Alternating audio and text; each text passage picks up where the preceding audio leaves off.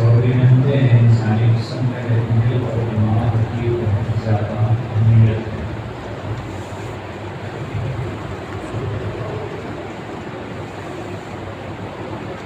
دماغ کو اللہ نے سوچنے اور سمجھنے کی صلاحیت دی ہے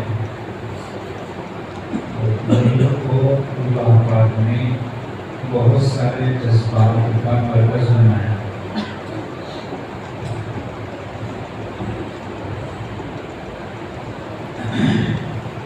چنانچہ انسان کے اندر محبت کے جذبہ اس کا تعلق دل سے ہے، نفرت کا جذبہ اس کا تعلق دل سے ہے، کسی کے تعلق سے ہمدردی اور بھائی چارے کا جذبہ اس کا بھی تعلق دل سے ہے، اور کسی کے تعلق سے کینہ، حسد، غصہ اس کا تعلق بھی دل سے ہے۔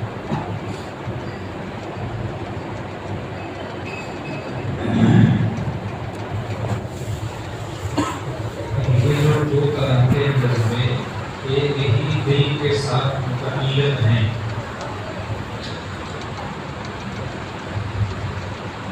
اب ان دو طرح کے جذبات میں سے کوئی ایک انسان پر غالب آتا ہے، یا تو محبت کے، شفقت کی، رحمت کے جذبے والا انسان ہوتا ہے، یا نفرت کے جذبے والا انسان ہوتا ہے، یا تو اس کے اندر ہر ایک کے تعلق سے ہمدردی، بھائی چارگی وغیرہ کا جذبہ ہو، یا کینہ، حسد، بغض، غصے کا جذبہ ہو۔ ایسے ہی انسان کی یہ صفت کے وقت میں کو چھوٹا سمجھے، ذلیل سمجھے، کمتر سمجھے، تواضع ہو، اس کا تعلق بھی دل سے، تکبر اور انانیت اور غرور اس کا تعلق دل سے۔ سوال یہ پتہ ہوتا ہے کہ دونوں جذبوں میں سے کون سا جذبہ کب غالب آتا ہے۔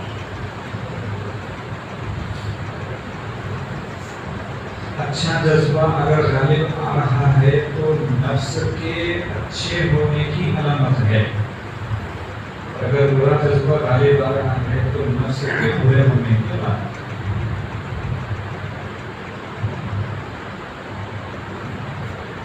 چنانچہ اللہ ارشاد فرماتے ہیں 7 قسمیں کھا کر شمس کا روحانہ والقمر کی بات کر رہا ہے سورت، اور خود جس کے تعلق سے بیان کرنا تھا اس کی بھی قسم کھائی، نفس سے، اور فرمایا کہ اس نفس میں میں نے 2 مادے رکھی، فَأَلْهَمَهَا فُجُورَهَا وَتَقْوَاهَا، ایک مادہ بدی اور برائی کا ڈالا ہے اور دوسرا مادہ نیکی اور تقویٰ کا ڈالا ہے۔ 2 طرح کی مادے ایک ہی نفس میں ہیں، اگر تم تربیت کر کے، اصلاح کر کے، محنت کر کے اچھے والے مادے کو غالب کرو گے تو قد افلح من زکاہا، تم اس سب میں آؤ گے کہ کامیاب ہو گیا وہ شخص جس نے نفس کا تزکیہ کر لیا۔ اور اگر تم محنت نہیں کرو گے، اپنے کو مٹاؤ گے اور اپنے آپ کو مکمل اصلاح شدہ سمجھو گے کہ ہماری کوئی اصلاح ہو چکی، ہماری تربیت ہو چکی، ہمارے اندر کوئی برائی نہیں ہے، ہمارے اندر کوئی یہ اچھائی ہے وہ اچھائی ہے، اور تم اپنی تربیت نہیں کرواؤ گے تو اگر سب میں تمہارا شمار ہو کہ ناکام اور برباد ہو گیا وہ شخص جس نے نفس پر کوٹنگ کر دی۔ کوٹ کرنا سمجھتے کہ کلر نکل نہ جائے، جھڑ نہ جائے، انسان کوٹنگ پر کوٹنگ کرتا رہتا ہے، تو ہم نفس پر کوٹنگ کرتے رہتے ہیں اور اپنے آپ کو مطمئن کرنے کی کوشش کرتے ہیں کہ ہم تو اچھے ہیں، ہم تو اچھے ہیں، ہم تو اچھے ہیں، حالانکہ اندر سے بدبو آ رہی ہے۔ اس کی مثال یہ ہے کہ بلی جب گندگی کرتی ہے تو ویسے بلی بھی ہو سکتا ہے، ایک صفت یہ ہے کہ وہ آنکھ بند کر کے پیتی ہے اور یہ سمجھتی ہے کہ کوئی اسے دیکھنے والا ہی نہیں، دنیا میں کوئی بھی اسے نہیں دیکھتا. ایک صفت اس کی ہے. اس کی دوسری صفت ہے وہ یہ کہ جب گندگی کرتی ہے تو فوراً اس کو مٹی ڈالتی ہے اور یہ سمجھتی ہے کہ اس کا کسی کو پتہ نہیں چلے. چنانچہ وہ لوگ جن پر برائی غالب ہے ان میں وہ صفت ہے جو اپنی تربیت نہیں کرواتے، جو اپنے نفس کی اصلاح نہیں کرواتے، ان میں وہ صفت ہے. ایک تو جب وہ برائی کرتے ہیں تو یہ سمجھ کے کرتے ہیں کہ کوئی دیکھنے والا ہے کہ کسی کو پتہ ہی نہیں چلتا. انسان جب برائی کرتا ہے تو دل کا اندھا ہو جاتا ہے. فَإِنَّهَا لَا تَعْمَلُ الْأَبْصَارُ وَلَكِنْ تَعْمَلُ الْقُلُوبُ الَّتِي فِي الصُّدُورِ. اللہ فرماتے ہیں آنکھیں اندھی نہیں ہوتی، دل اندھے ہو جاتے ہیں جو سینوں میں چھپے ہوئے ہیں. تو یہ جو دل کا اندھا پن ہے یہ انسان کو احساس ہونے ہی نہیں دیتا جو برا ہے اور تو غلط ہے. اس کے نتیجے میں وہ یہ سمجھتا ہے کہ میں اگر کچھ کر بھی رہا ہوں تو کسی کو پتہ ہی نہیں چل رہا. یہ کیفیت ہوتی ہے. دوسری چیز، اس کو جب پتہ چلتا ہے کہ یہ برائی میری سامنے آ چکی ہے، اس برائی کا پتہ چل چکا ہے، اس گناہ کا صدور ہوا ہے مجھ سے، لوگوں کو معلوم ہو جائے گا تو اس پہ مٹی ڈال کے دبانے کی کوشش کرتا ہے کہ کسی کو پتہ نہ چلے. لیکن مسئلہ یہ ہوتا ہے کہ جب گھر کا مالک دیکھے گا کہ دودھ ہے نہیں، ختم ہو گیا، تو ظاہر سی بات ہے وہ سمجھ جائے گا کہ بلی نے دودھ صاف کر دیا. ایسے ہی جب بدبو آئے گی گندگی میں سے تو لوگ سمجھیں گے کہ یہاں بلی نے گند کی ہوئی ہے پہلے سے. یہ معاملہ ان انسانوں کے ساتھ ہوتا ہے جو یہ سمجھتے ہیں کہ کوئی دیکھ نہیں رہا ہے، لیکن نیکی نہیں ہوتی ہے، وہاں پر تقویٰ نہیں ہوتا ہے، اچھی صفات کی خوشبو نہیں آتی ہے تو لوگ سمجھ جاتے ہیں یہاں پہ کبھی. ایسے ہی گناہ کے بعد جو برے اثرات پیدا ہوتے ہیں وہ بتاتے ہیں کہ یہاں گناہ کی گندگی پڑی ہوئی. اب اس کو مثال سے سمجھے. ایک آدمی ہے، اس کی نیکیوں میں کمی ہو رہی ہے، تقویٰ والی زندگی میں کمی ہو رہی ہے، عام زندگی گزار رہا ہے. چند دن پہلے تک نمازی مشہور تھا، چند دن پہلے تک لوگوں کو پتا تھا کہ یہ خوب تلاوت کرتا ہے، خوب ذکر کرتا ہے، تہجد ایک بھی قضا نہیں کرتا وغیرہ. اس میں تو نہیں آتا. اب وہ اس کو ڈھانپنے کی کوشش کر رہا ہے، اپنے عذر بتا کے، اپنی مجبوریاں بتا کے، اپنی مصروفیت بتا کے، لیکن لوگ سمجھ رہے ہیں کہ کچھ تو گڑبڑ ہے. تو یہ جو نیکیوں سے خالی ہونا ہوا یہ ہے بلی کا آنکھ بند کر کے دودھ پینا. کہ اس کا نفس موٹا ہوا، برائی خالی بائی اور نیکیاں اس کی زندگی سے نکل گئی. اور دوسری چیز کہ گندگی کی بدبو کیسے ظاہر ہوتی ہے. اچھا خاصا انسان بیٹھے بیٹھے پریشان ہو جاتا ہے، نہ صرف خود کھاتا مل کے دوسروں کو کھلاتا ہوا، نہ خود اپنی زندگی سکون سے گزارتا ہوا، بلکہ دوسروں کی زندگی میں سکون کا ذریعہ بننے والا انسان ایسا پریشان ہو جاتا ہے کہ مقروض ہو جاتا ہے، پائی پائی کا محتاج ہو جاتا ہے، حتیٰ کہ لوگوں کے سامنے ہاتھ پھیلانے کی نوبت آ جاتی ہے. اچانک یہ کیسے ہو گیا؟ وہ چیز اچانک نہیں ہوتی. پتا چلا کہ پیچھے گناہ ہونے لگے زندگی میں، جن گناہوں نے دھیرے دھیرے اس کی جو جمع پونجی تھی وہ خالی کر دی، اور اندر سے جو فطری طور پر سڑان اور بدبو ہے وہ سامنے آ گئی. فطرتاً انسان صاف ہوتا ہے کہ گندا ہوتا ہے؟ بتاؤ. جب ماں کے پیٹ سے باہر آتا ہے تو گندگی ہوتی ہے، اس پیٹ سے کئی طرح کی گندگیاں ہوتی ہیں. اگر اسی گندگی کے ساتھ باقی رکھا جائے تو شاید بلکہ یقیناً سوائے اس کی اپنی ماں کے کوئی اسے لینا پسند نہ، اس لیے اسے صاف کیا جاتا ہے. اچھے کپڑے پہنائے جاتے ہیں، خوشبو لگائی جاتی ہے، اس قابل بنایا جاتا ہے کہ ہر کس و ناقص اس کو گود میں لے۔ فطرتاً ہم گندے تھے، ہماری بنیاد ہی گندگی ہے۔ أَلَمْ نَخْلُقكُّم مِّن مَّاءٍ مَّهِينٍ، اللہ نے خود ارشاد فرمایا تم کو گئے گزرے پانی سے ہم نے پیدا کیا۔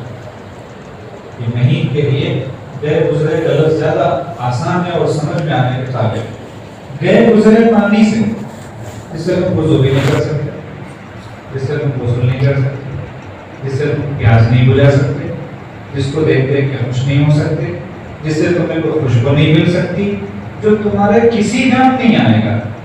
کیا ہم نے تم کو اس گئے گزرے پانی سے پیدا نہیں کیا؟ بولے اللہ خود پوچھ رہے ہیں انسانوں سے۔ تو ہماری جو بنیاد ہے وہ یہ،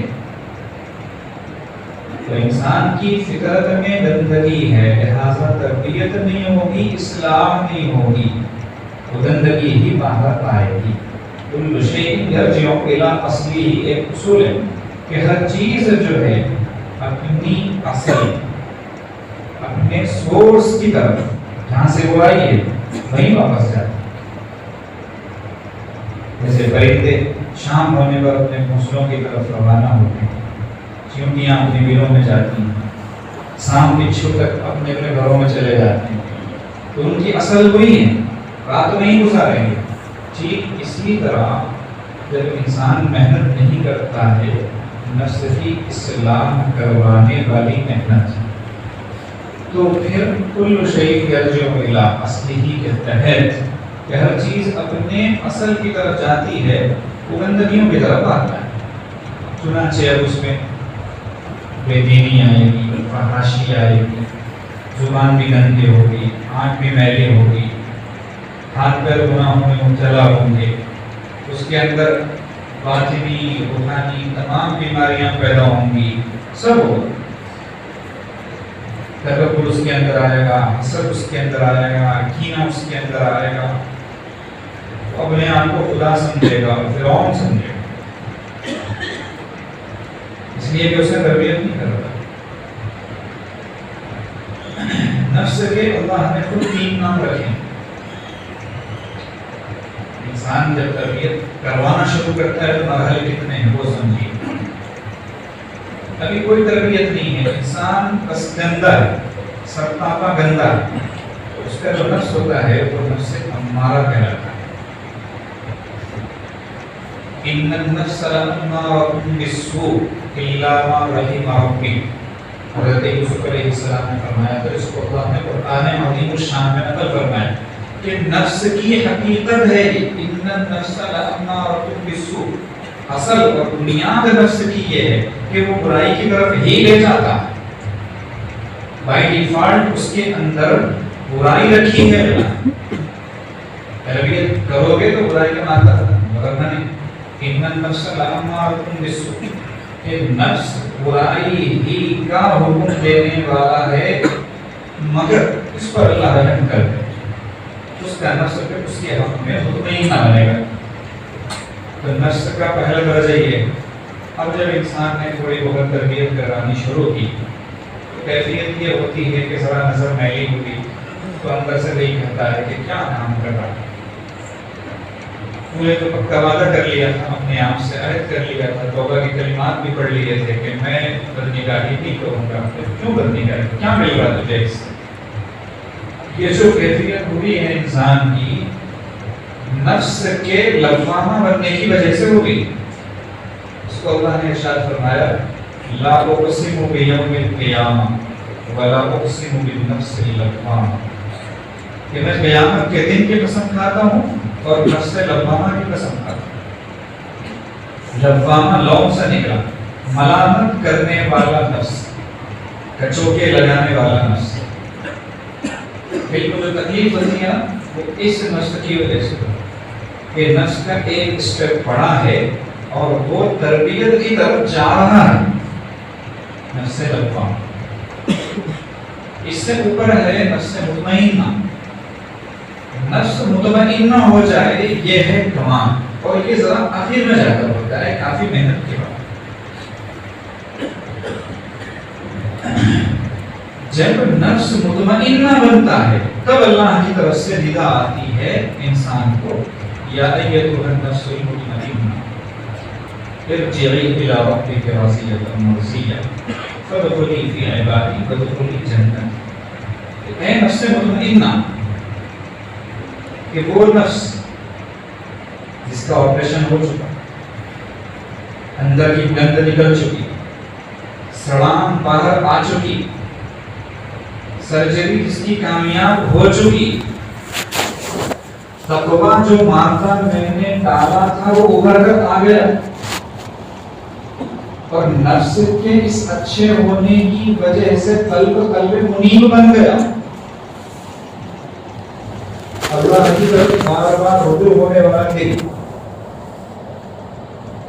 نفس کے ساتھ میں نفس پر چھری چلا کر اتنی محنت کرنے کے نتیجے میں قلب سلیم بن گیا، صحت مند دل، صاف ستھرا دل، یہ سارے مطلب ہیں المطمئنہ۔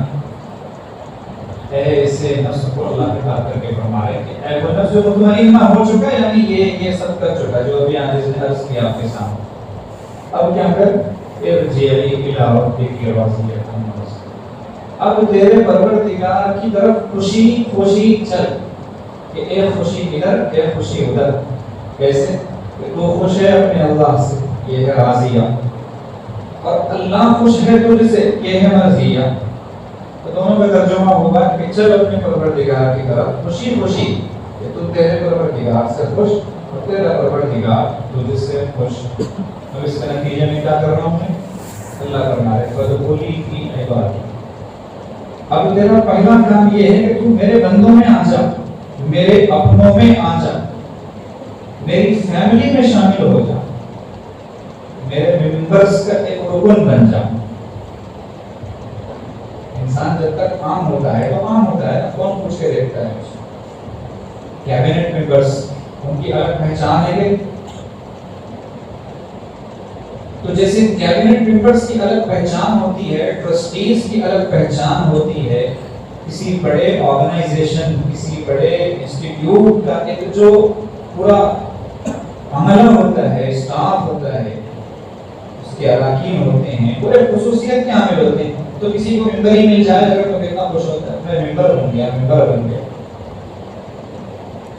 حالانکہ وہ ممبری اس کے کوئی کام آنے والی نہیں ہے دنیا کے اعتبار سے، نہیں آخرت کے کے پاس، اور نہ اس کے باقی رہنے کی کوئی گارنٹی۔ لیکن انسان کو ایک طرح کی خوشی ہوتی ہے کہ وہ عام سے خاص ہوا، تو اللہ پاک اس کو وہ خوشی پہلے دیتے ہیں فادخلی فی عبادی۔ اب اس کا ترجمہ ہم اپنی زبان میں اگر سمجھے تو اللہ کہنا چاہتے ہیں آ میرے بندوں میں آ جا، میری فیملی میں آ جا، میرے کیبنٹ ممبرز میں آ جا، میرے وی آئی پیز میں آ جا، جن پہ میری خاص نظر ہے ان میں آ جا، جن کو میں نے قبول کیا ان میں آ جا، جن کے ناموں کے ساتھ میں نے محبوبیت کی مہر لگائی ان میں آ جا۔ فادخلی فی عبادی، اچھا کوئی میں آ گیا بہت اچھا ہے، وادخلی فی جنتی، اب میری جنت میں بھی آ جا۔ یہ فادخلی فی عبادی کے بعد وادخلی جنتی، اس میں ذرا رکتے ہیں کہ جو نفس مطمئنہ بنتا ہے، نفس مطمئنہ بنتا ہے کہ مطلب اپنے ذہنوں میں رکھیے کہ جس کی کسی ایسے کے ہاتھوں جس کا نفس مطمئنہ ہے تربیت ہو جاتی ہے، وہ اس کو کیا انعام ملتا ہے؟ مرنے کے بعد فوری انعام، کہ اللہ پاک سے اپنوں میں شامل کر لے، فوری انعام ہے۔ اس کے بعد مرحلہ جنت کا آتا ہے، وادخلی فی جنتی۔ اللہ نے وادخلی فی عبادی میں فاں داخل کیا، فاں کا مطلب ہوتا ہے فوراً، امیڈیٹ، مرے سیدھا تمہارا شمار صالحین، اصحاب الیمین، نیکوکاروں میں، متقی پرہیزگاروں میں، اللہ کے مقبول و محبوب بندوں میں۔ لیکن ابھی جنت کا مرحلہ آگے، ابھی قیامت آنی ہے، پھر اس کے بعد حساب کتاب ہے، پھر جنت جہنم کا فیصلہ ہے، ٹائم لگے گا۔ لیکن اس ٹائم کے آنے تک میں نے تمہیں کہاں رکھا ہوا ہے؟ وی آئی پی لاؤنج میں، اسٹیشن پر ایک انتظار ہوتا ہے پلیٹ فارم پر دھوپ بھی ہے، بارش بھی ہے، سردی بھی ہے، گرمی بھی ہے، وہیں پر چائے والا بھی ہے، وہیں پر کوئی اور ہے، وہیں پر کوئی اور ہے، سب کے ساتھ میں مکس. آپ کی کوئی جان ہے نہ پہچان. لیکن ایک لاؤنج ہوتا ہے، اسپیشل لاؤنج، انتظار کا. وہاں پر آپ جا سکتے ہیں، بیٹھنے کے لیے بھی جگہ ہوگی، آرام کرنے کے لیے بھی جگہ ہوگی، کمرہ بھی مل سکتا ہے آپ کو. آپ کا شمار بے شک ٹرین کا انتظار کرنے والوں میں ہے، لیکن وہ جو پلیٹ فارم پر کھڑے ہو کر انتظار کر رہا ہے اور ایک آپ ہیں، دونوں میں فرق ہے. تو اللہ ہم نے بعد دیا ہے کہ لاؤنج عطا فرماتے ہیں. فدخلی فی عبادی، یہ فوراً ہوگا، یعنی ادھر سانس لی بھی ادھر فوری ہوگا. لیکن جنت میں جانا فوراً نہیں ہے، اس کے لیے نعمت آئے گی. اس کے بعد میں فدخلی، اس لیے دوسرے فدخلی میں واو داخل ہے، فوراً نہیں ہے، ٹائم لگے گا. یہاں سے ایک نکتہ اور پتہ چلا کہ میں تمہیں بندے کے فوراً بعد فی عبادی میں کیوں شامل کر رہا ہوں؟ اس لیے کہ تم پوری زندگی فی عبادی میں شامل ہونے کی کوشش کرتے رہے، اللہ والوں کی صحبت اٹھاتے رہے، نیک لوگوں کے ساتھ چلتے رہے، ان کا دامن تھامتے رہے، ان کے ساتھ رہ کر، ان کی خدمت میں رہ کر اپنے نفس کو بگڑاتے رہے، اپنی انا اور میں کو مٹاتے رہے، اور آخرت میں فی عبادی کے زمرے میں شامل ہونے کی مسلسل کوشش کرتے رہے. لہذا میرا ایک اصول ہے وَأَن لَيْسَ لِلْإِنسَانِ إِلَّا مَا سَعَىٰ وَأَنَّ سَعْيَهُ سَوْفَ يُرَىٰ ثُمَّ يُجْزَاهُ الْجَزَاءَ الْأَوْفَىٰ، کہ میں کسی کی کوشش کو ضائع اور بیکار نہیں کرتا، اس کی کوشش کا نتیجہ اس کو دکھا کر رہتا ہوں. لہذا فدخلی فی عبادی. یہ فائدہ ہوتا ہے دنیا میں اچھی صحبتیں اٹھانے کا. نفس کی جو بندہ تربیت کرواتا ہے اس کو آخر میں یہ انعام ہوتا ہے، یہ تو نفس المطمئنہ. یہاں ایک بات یہ بھی پتہ چلی کہ آخری سانس کے وقت، موت کے وقت، اللہ پاک کی نظر جس چیز پر پڑے گی، مین اہم اور بنیادی چیز وہ یہ ہے کہ تربیت کیا نفس کی کہ نہیں، اصلاح کروایا کہ نہیں کروایا. اپنی میں مغل رہا، اپنی انا کی پوجا کرتا رہا، یا اپنے آپ کو مٹانے کی کوشش کرتا رہا، کیا کیا؟ اس کے حساب سے کہ تو ہم سوچے اگر ہم اپنے نفس کی اصلاح نہیں کروائیں گے تو یا یہ تو ہم نفس المطمئنہ کا خطاب کیسے ملے گا اللہ پاک کی طرف سے اگر مرتے وقت میرا نفس امارہ ہی قسمت میں ہے،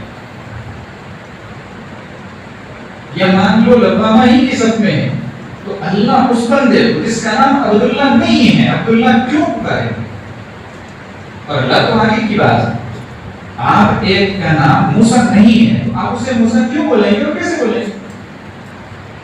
کہ کسی طرح اللہ کہیں گے تو نفس مطمئنہ ہے ہی نہیں، کیسے آئے گا تو نفس مطمئنہ ہو؟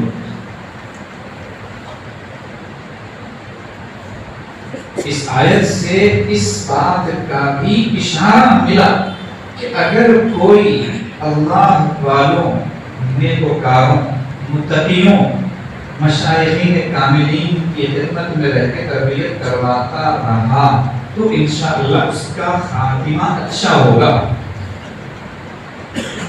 اس لیے کہ اسی کی برکت سے اسے یا یکون نفس المطمئنہ کہا جائے گا، اور یا یکون نفس المطمئنہ کا خطاب ملنا دلیل ہے اس بات کی کہ اس کا خاتمہ اچھا ہونے والا ہے. اللہ پاک ہم سب کو نعمت عطا فرمائے.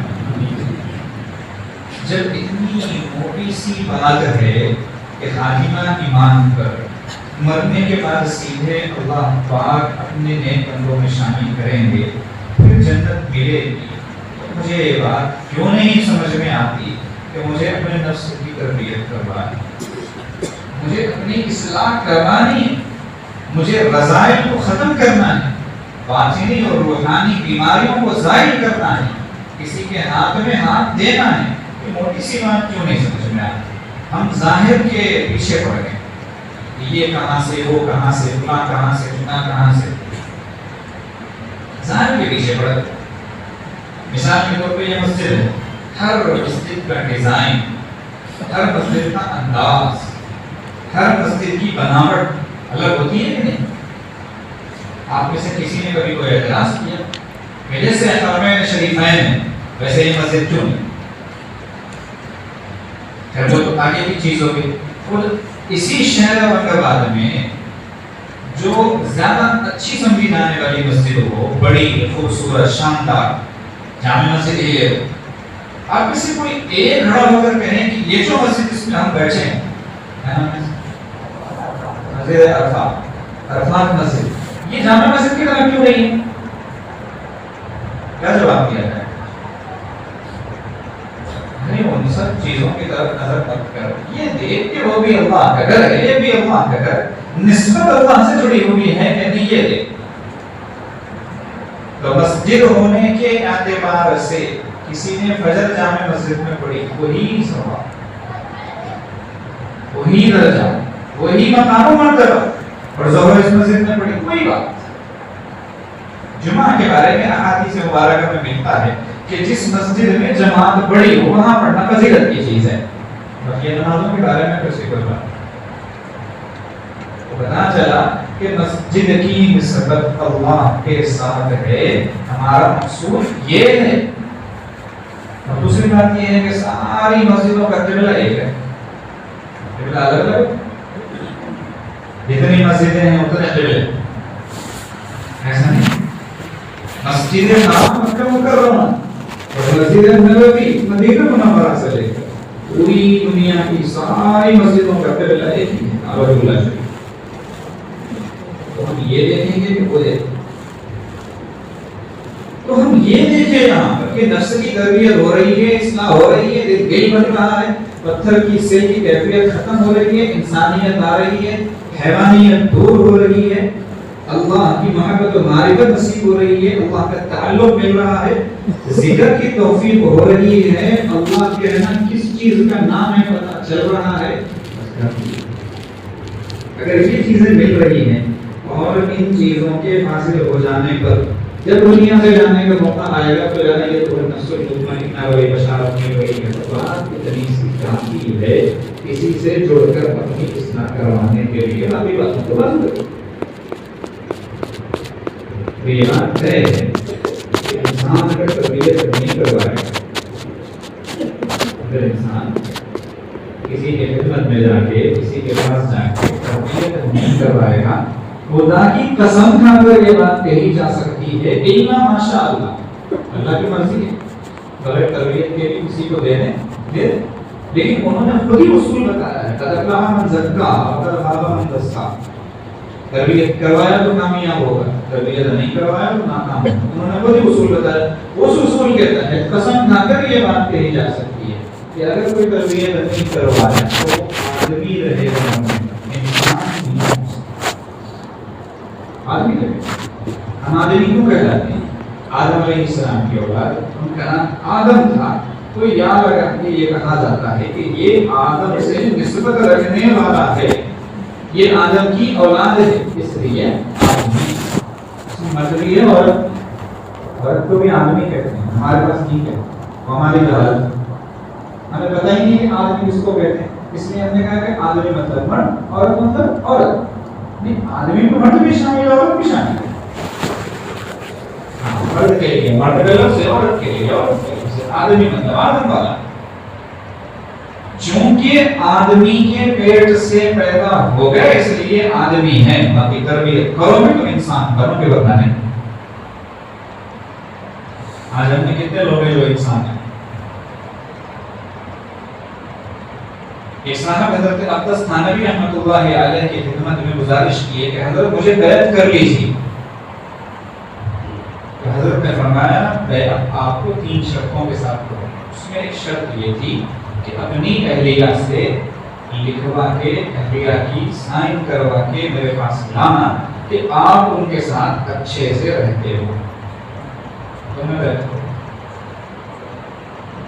یہی بات اگر یہ عاجز آپ لوگوں سے کسی سے کہہ رہے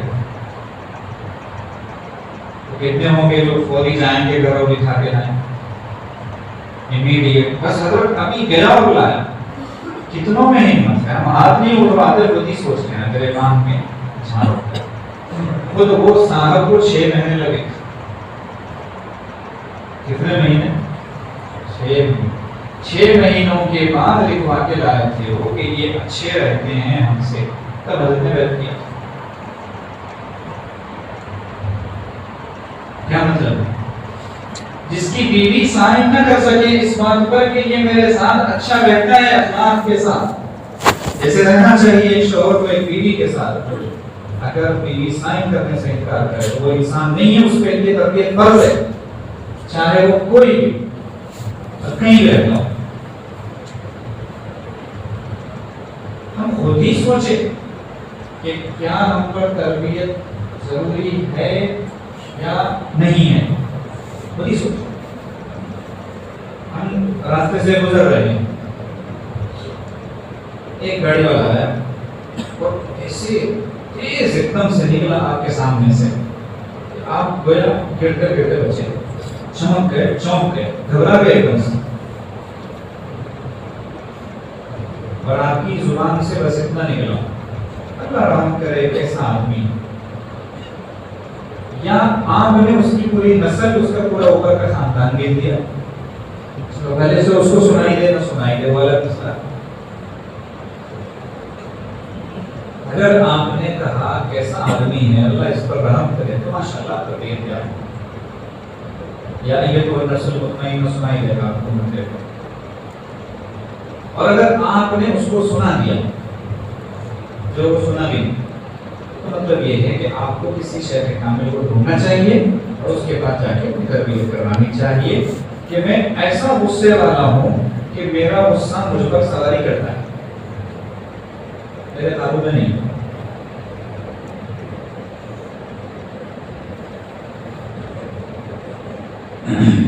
آپ بیٹھے ہیں تنہائی میں، موبائل ہے آپ کے پاس، تباہی اور بربادی کا خوبصورت آلہ، جہنم میں لے جانے کا آسان ذریعہ، اللہ سے دور کرنے کا بہترین آلہ.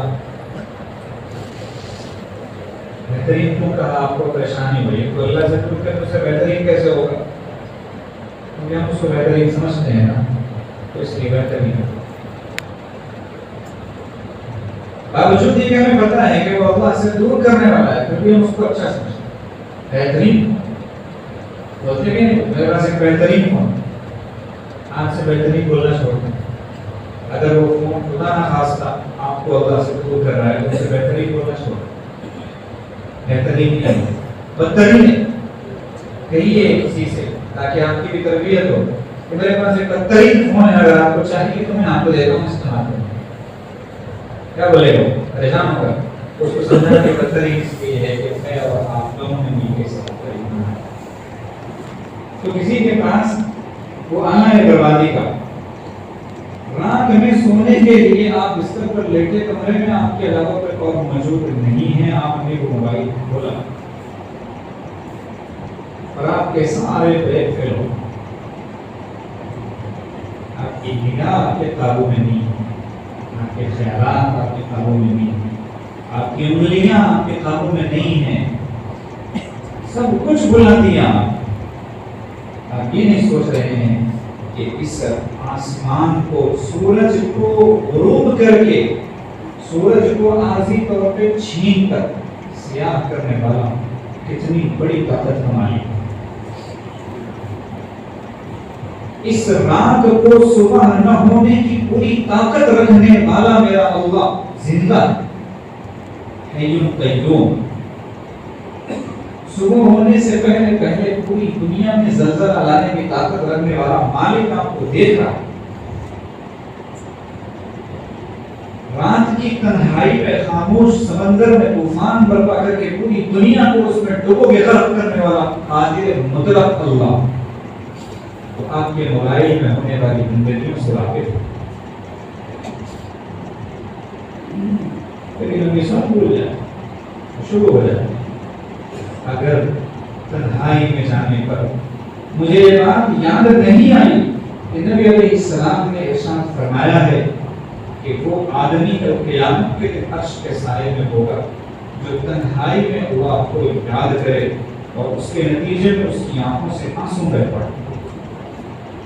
یہ یاد نہیں آیا. ہم نے رات گناہوں میں گزار دی، میں آپ کو لکھ کر دوں گا اگر آپ چاہیں. معمول نہیں ہے ایسا کہنے کا، لیکن قسم اٹھا کر دوں اگر آپ تہجد گزارتی ہیں لیکن آپ کو اس طرح کنٹرول اگر نہیں ہے، آپ پورے قرآن کے حافظ ہیں لیکن اگر آپ کو اس بات پر قدرت حاصل نہیں ہے کہ تنہائی میں اپنے موبائل کو اپنے کنٹرول میں رکھ سکیں، آپ کا اسلام کے لیے کسی کے یہاں جانا فرض عین ہے، جیسے ایمان لانے کے بعد نماز پڑھنا فرض عین. اس لیے کہ یہ چیز میرے ایمان کو ختم کر سکتی ہے. ہمارے حضرت شان فرماتے ہیں کہ گناہ اگر مسلسل کیا جائے، آج بھی ہو رہا ہے، کل بھی ہو رہا ہے، پرسوں بھی ہو رہا ہے، اس کے بعد والے دن بھی، بعد والے دن بھی، اللہ ہزاروں بار نہ کرے یہ سوء خاتمہ کا سبب بنے کہ اللہ مرتے وقت زبان پر کلمہ جاری نہیں ہونے دیں گے اور انسان بغیر ایمان کے دنیا سے جائے. کیوں؟ گناہ ہو گئی. ہم سمجھتے ہیں یہ رات کی تو بات ہے، تو ایک رات میرے اختیار میں ہے، یہ فیصلہ پہلے میں کروں. دنیا کا سب سے بڑا بادشاہ اس وقت اگر کسی کو مانا جائے، کیا اس کے بھی بس میں ہے کہ وہ مجھے یا آپ میں سے کسی کو لکھ کر دے کہ وہ فجر پڑے گا؟ تو پھر میں بستر پر گناہ کیسے کرتا؟ کتنے لوگ ہیں جو بستر پر سوتے ہیں، اٹھتے نہیں ہیں، اٹھائے جاتے ہیں. کتنے لباس ہے جو انسان پہنتا ہے تو وہ اتارتا نہیں ہے، پھاڑا جاتا ہے اس سے. اسی لیے حضرت حسن بصری رحمۃ اللہ علیہ بحث کرتے ہوئے فرمایا کرتے تھے کہ اے گناہ گار انسان، تو گناہ کرتے وقت ذرا یہ سوچ، یہ خیال کر کہ کیا پتا تیرا بننے والا کفن بازار میں تیار ہو کر آ چکا ہو.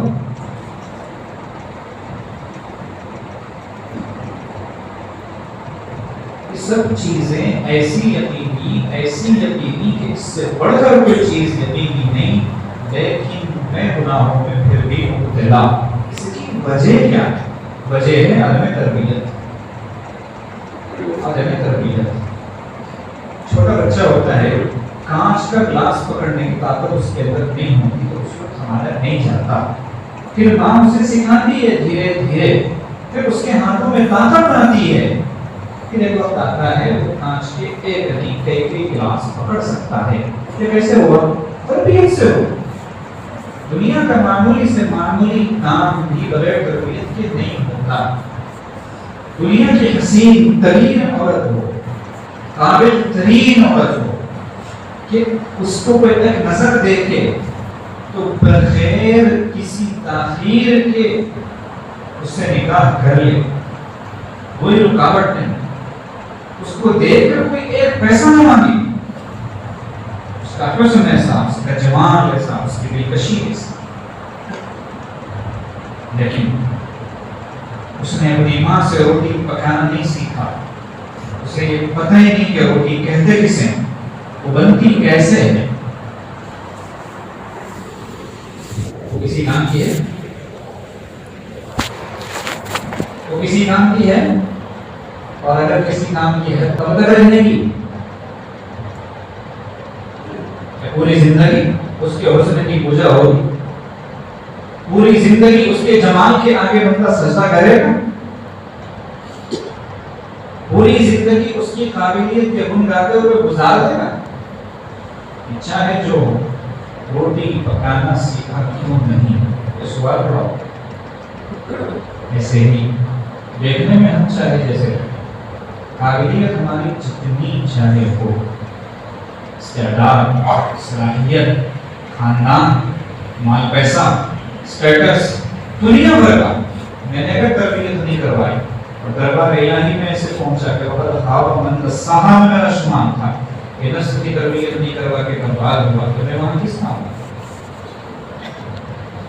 کام کا یاد رکھیں اللہ پاک کی محبت، معرفت، اللہ کا تعلق، اللہ کی معیت، اس کی اتنی سی بو بھی، اتنی سی بو اس کو محسوس بھی نہیں ہوگی، احساس بھی نہیں ہوگا اس کو بو کا، جو گناہوں میں یا کسی ایک بھی گناہ میں مسلسل ملوث ہو۔ چنانچہ کتنے لوگ ہیں جو کہتے ہیں آ کر یا لکھتے ہیں کہ میں اس بات سے بڑا پریشان ہوں کہ گناہ چھوڑتا ہوں، پھر چند دن بعد وہی رفتہ ہے ڈنگی جو پہلے بھی سلوک کیے پھر شروع ہو جاتا ہے۔ پتا نہیں حضرت کیا بات ہوگی کہ پچھلا مہینہ اتنا اچھا کر کے تہجد بھی نہیں چھوڑی، میں نے نوافل کا بھی اہتمام کیا، خوب مزے آ رہے تھے، ذکر میں گھنٹوں بیٹھ رہا تھا، فلاں ہو رہا تھا، ادھر چند دنوں سے ساری کیفیت ختم ہو گئی ہے اور گناہ پر گناہ ہو رہے ہیں۔ پتا کیا چلا کہ گناہوں سے بچنے کی جو اسپرٹ اور طاقت پیدا ہونی چاہیے تھی وہ نہیں ہوئی۔ یہاں پر ایک بات یہ بھی ہے، چونکہ بہت سارے سالکین بھی ہوں گے، ذکر جب ان سے کرنے کے لیے کہا جاتا ہے کرتے ہیں ماشاءاللہ، ذرا 2-4 دن ذکر اچھا کیے تو ذکر چھوڑ دیتے ہیں، اب زیادہ تلاوت کرتے ہیں یا زیادہ نوافل پڑھتے ہیں یا دینی کتابوں کا مطالعہ کرتے ہیں یا کوئی اور کام میں لگتے ہیں دین سے متعلق، ذکر چھوڑ دیتے ہیں۔ اس کا نتیجہ یہ ہوتا ہے کہ گناہوں سے بچنے کی جو طاقت اور قوت ذکر کے اینٹی بایوٹک سے پیدا ہو رہی وہ کم ہونی شروع ہوتی ہے۔ اب جب وہ کم ہوتی ہے تو عبادتوں سے گناہوں سے بچنے کی طاقت نہیں مل سکتی۔ یہ نکتہ یاد رکھیں، عبادت ثواب دیتی ہے۔ مثال کے طور پر ایک شرابی آدمی روزانہ شراب پیتا، ڈیلی مسلسل پیتا، شراب کے نشے میں وہ نہیں ہے، آنکھ ہے، صاف ہے، نماز پڑھنے کے قابل ہے، مسجد آیا، نماز پڑھی، پورے خوش و خضوع کے ساتھ پڑھی، پورے فرائض واجبات اور سنتوں کی رعایت کے ساتھ پڑھی۔ اس کے بعد وہ ایک بندہ ہے جس کی اوپر کی 7 نسلوں نے کبھی شراب کو ہاتھ نہیں لگایا، اس نے بھی ویسے ہی نماز پڑھی، دونوں کو ثواب یکساں ملے، اس کو بھی ظہر کا، اس کو بھی ظہر کا، اس کو بھی 4 رکعت کا، اس کو بھی 4 رکعت کا، اس کو بھی امام کے پیچھے پڑھنے کا، اس کو بھی امام کے پیچھے پڑھنے کا، اس کو بھی جماعت کے ساتھ پڑھنے کا، اس کو بھی جماعت کے ساتھ پڑھنے کا، اس کو بھی تکبیر اولیٰ کے ساتھ پڑھنے کا، اس کو بھی تکبیر اولیٰ کے ساتھ، کوئی فرق نہیں۔ قبولیت کا معیار اللہ کے پاس گناہوں سے بچنے کے بقدر ہوتا ہے، تو اللہ وہ دیکھیں گے اچھا یہ شرابی کی نماز ثواب تو پورا ہے، ثواب میں کوئی کمی نہیں، قبولیت اصل کو دیکھتے ہیں۔ پھر وہ نماز دیکھی اللہ نے، اس کا کیا معاملہ ہے؟ یہ گناہوں سے بچنے کی بہت کوشش کرتا ہے، کبھی کبھار ہو بھی جائے تو اتنا بوقات ہوتا ہے کہ اس کے آنسو جو ہے وہ گناہوں کے پورے ساتھ دھل دیتے ہیں، اللہ کہتے ہیں لاؤ ادھر لاؤ قریب رکھو ہمارے۔ یہاں فرق ہوتا ہے، تو فرق اس بنیاد پر ہوا گناہوں سے بچنے کے اعتبار سے ہوا، ثواب امیڈیٹ ملا، دونوں کو یکساں ملا، عبادتوں سے ثواب ملتا ہے، گناہوں سے بچنے کی طاقت نہیں ملتی۔ گناہوں سے بچنے کی طاقت کے 2 ذرائع ہیں، کثرت ذکر اللہ، صحبت اہل اللہ، 2 چیزیں، اللہ کا ذکر خوب کرنا اور اللہ والوں کی صحبت میں رہنا۔ آپ کہیں گے تو عبادت ہے کس کام؟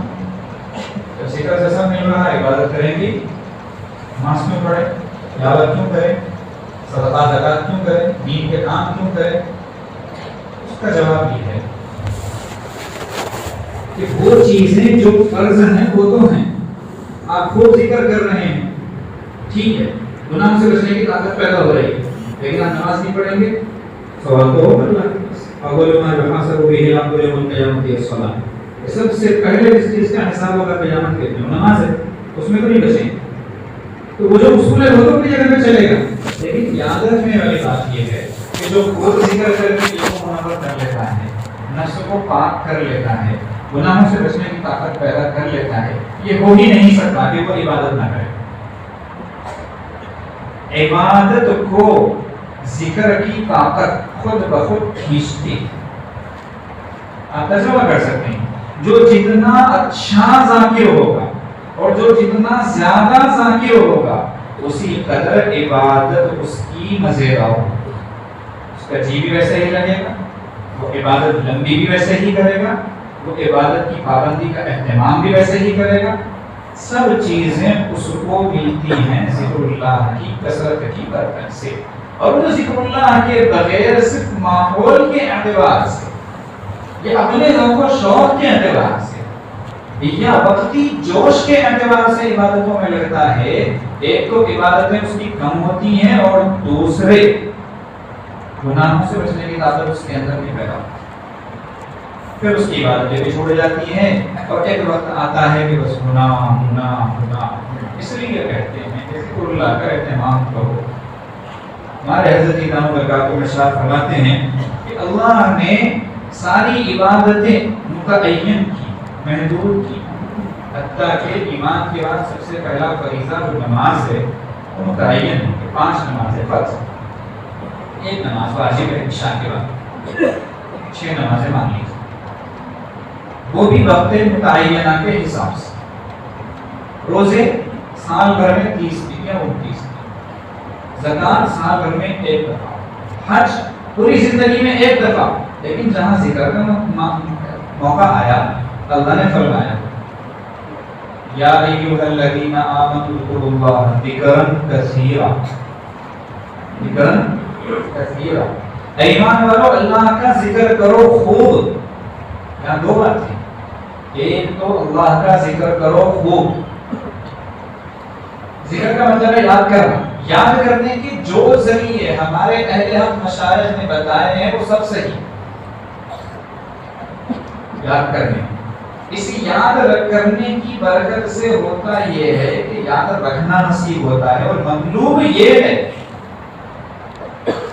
ایک آدمی خوب ذکر کرتا, روزانہ کی تسبیح کبھی نہ نہیں ہو, 100 نہیں 1000 بار پڑھتا, لیکن گناہ کا موقع آ رہا, نگاہ بچانے کا نگاہ پھسل گئی اس کی, تو اس نے ذکر کیا, یاد کیا, لیکن یاد رکھا تو گناہ نہیں کرتا.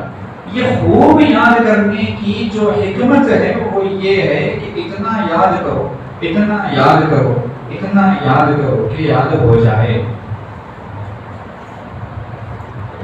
جو آدمی حفظ قرآن کرے یا کوئی اور چیز زبانی یاد کرنا تو اتنا یاد کروایا جاتا ہے کہ اسے یاد ہو جائے.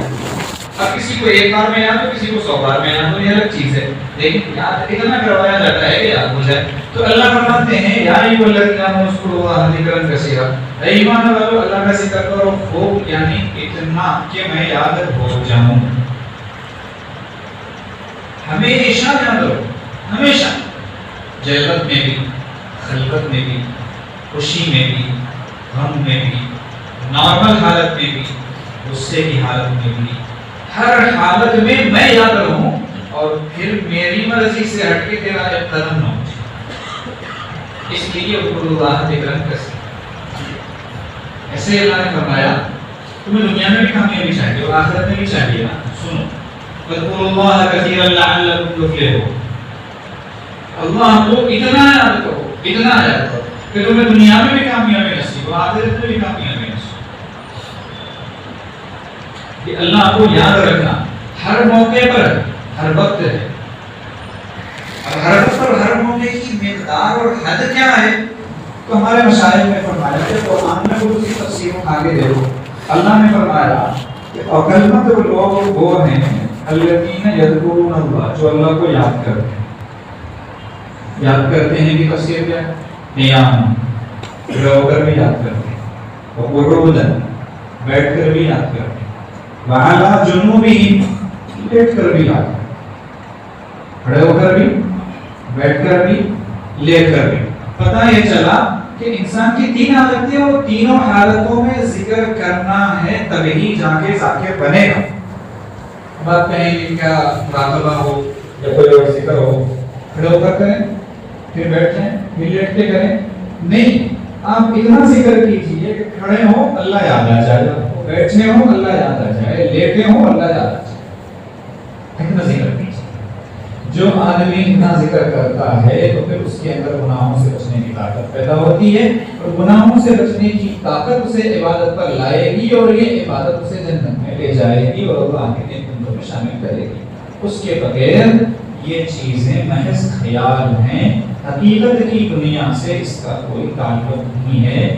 پوری بات کا خلاصہ یہ نکلا کہ اگر ہم تربیت کروائیں گے تو ہی کامیاب ہو پائیں گے، ورنہ نہیں۔ چاہے ہم اپنی جگہ پر کچھ بھی ہوں اور کچھ بھی کر رہے ہوں، کچھ بھی ہوں اور کچھ بھی کر رہے ہوں، تربیت ضروری ہے، اور تربیت ہر ایک کے لیے ہر جگہ ضروری ہے۔ ایسا نہیں ہے کہ کوئی عالم دین ہو تو تربیت ضروری نہیں ہے، حضرات مشائخ علماء کو بیعت نہیں کرتے، صرف عوام کو کرتے، ایسا نہیں ہے، تو علماء کو بھی کرتے، تربیت ان کی بھی ہوتی ہے۔ پتہ کیا چلا کہ تربیت ان کی بھی ہوتی ہے، لفظ یاد ہے، تربیت ان کی بھی ہوتی ہے۔ تو جو غیر عالم ہے ان کی درجہ اولا، جو غیر عالم ہے ان کی تربیت بدرجہ اولا ہوگی، چاہے وہ کوئی بھی ہو، کہیں بھی رہتے ہوں، کچھ بھی ہو۔ تو تربیت خواص کی بھی تربیت، عوام کی بھی تربیت، پڑھے لکھوں کی بھی تربیت، بے پڑھے لکھوں کی تربیت، دینداروں کی بھی تربیت، بے دینوں کی۔ کیونکہ یہ جو تربیت ہے، اس تربیت کا تعلق ظاہر سے نہیں ہے، باطن سے ہے۔ آپ کی ظاہر تربیت ہو جائے گی، مدرسے میں پڑھنے والے کو آپ نے داڑھی کٹانے والا دیکھا ہے؟ دعوت تبلیغ کی محنت میں لگنے والے کو آپ نے داڑھی کٹانے والا دیکھا ہے؟ گالی بکنے والا دیکھا ہے؟ ظاہری تربیت تو ہو جاتی ہے مدارس کے ماحول سے، دعوت تبلیغ کے ماحول سے، یا اور کسی اچھے ماحول سے، کسی بھی دین کی محنت سے، شعبے سے، لیکن باطنی تربیت، حسد ختم ہو، کینہ ختم ہو، بغض ختم ہو، نفرت ختم ہو، انانیت ختم ہو، تعلی کا مزاج نہ ہو، دوسرے کو برداشت کرنے کی صلاحیت پیدا ہو، چھوٹا بنے، تواضع آئے، ہر ایک کی جوتیاں اٹھانے کے لیے بے تکلف آگے بڑھ جائے، پیچھے ہو جائے، آگے نہ بڑھے، وغیرہ وغیرہ۔ یہ وہ صفات ہیں باطنی جو روح کے بننے اور بگڑنے پر منحصر ہیں۔ روح بنے نہیں تو یہ صفات آئیں گی، روح بگڑے نہیں تو ان صفات سے اسے کوئی سروکار نہیں ہوگا۔ اب اس نقطے پر آئیں گے تو پتہ چلے گا کہ تربیت ہر ایک کے لیے ضروری ہے۔ وَنَفْسٍ صَفَّاهَا فَأَلْهَمَهَا فُجُورَهَا وَتَقْوَاهَا قد أفلح من زكاها وقد خاب من دساها سبحان ربك رب العزة عما يصفون وسلام على المرسلين والحمد لله رب العالمين۔ یہ کلمات اپنے آخر میں اس لیے پڑھے کہ ابھی ہمارا ارادہ ہوا کہ اور رات کو گھر کی جگہ تو نئی جگہوں پر جو ہے پوری ترتیب ہوتی ہے، اب یہاں پر دعا وغیرہ آج نہیں کریں گے تاکہ آپ اس کو لازم نہ سمجھیں کہ بیان ہوتا ہے تو دعا لازم ہے، اور پھر دعا میں رونا رلانا بھی لازم ہے، مناجات بھی لازم ہے۔ بہت سارے وہ چیزیں جو اللہ کی طرف سے لازم نہیں ہیں، لیکن کسی وجہ سے، کسی حکمت کے تحت، مصلحت کے تحت وہ کیا جاتا ہے، تو اس کو ہمیشہ نہیں کرنا چاہیے تاکہ لوگوں کے ذہنوں میں نہ آ جائے کہ اس کا دین سے بتا، دین سے تعلق اسی چیز کا ہوگا جو قرآن و سنت میں موجود ہے۔ باقی قرآن و سنت تک لے جانے کے لیے، قرآن و سنت سے قریب کرنے کے لیے جتنی چیزیں ہوں گی وہ لازم ملزوم نہیں ہے۔ تو وہی کلمات پڑھ لیں گے۔ بسم اللہ الرحمن الرحیم، لا الہ الا اللہ محمد رسول اللہ، الحمد للہ